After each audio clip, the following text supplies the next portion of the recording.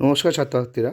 Class 9-এর ভৌতবিজ্ঞানের দ্বিতীয় পর্যায়ক্রমিক যে পরীক্ষা, যেটা আমাদের এখানে দ্বিতীয় সেমিস্টার বলে লেখা আছে, দ্বিতীয় পর্যায়ক্রমিক যে পরীক্ষা হয়, এই পরীক্ষার ওপর ভিত্তি করে ভৌতবিজ্ঞানে আমরা তৃতীয় অধ্যায়ের একটা পার্ট 3.3 পৃষ্ঠটান পার্টটা আমরা আলোচনা করব। এই পার্টের সমস্ত প্রশ্ন এবং তার উত্তরগুলো তোমাদেরকে দেখাবো।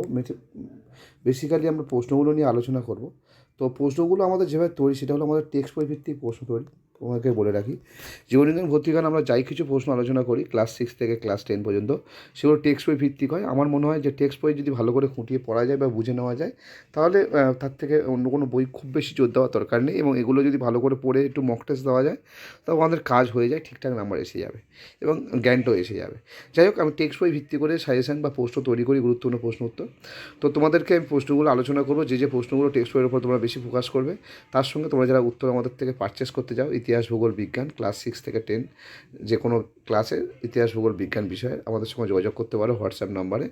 তো আজকে আমরা কী কী প্রশ্ন নিয়ে সেগুলো আলোচনা করি।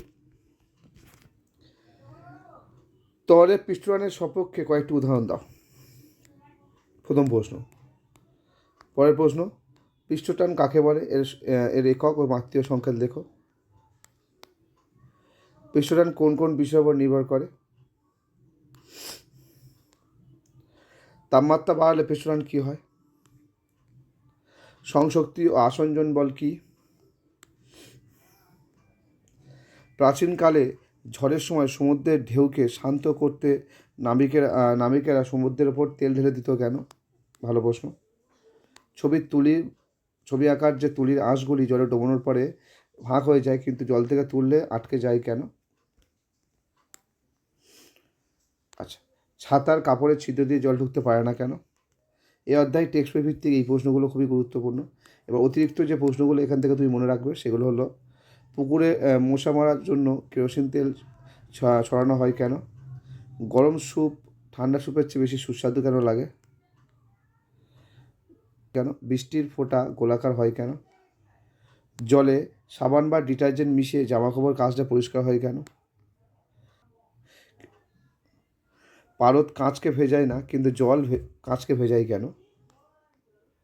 পরের প্রশ্ন, সংকট তাপমাত্রা বলতে কী বোঝো। কর্পূরের টুকরো জলে ফেললে তা জলের ওপরে ইতস্তত ছড়াছড়ি করে কেন। গরম জলের চেয়ে ঠান্ডা জলের ফেনা কম হয় কেন। জলের ওপর একটি সূঁচকে ভাসিয়ে রাখা যায় কিভাবে।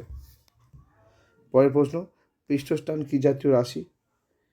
জলে চর্বি বা অ্যালকোহল মিশলে পৃষ্ঠটানের কী হয়। তো এই ছিল তোমাদের পৃষ্ঠটান থেকে অতি গুরুত্বপূর্ণ প্রশ্ন। এইরকমভাবে দ্বিতীয় পর্যায়ে পরীক্ষার প্রিপারেশানকে আরও বেশি স্ট্রং করতে আমাদের পেজকে ফলো করো।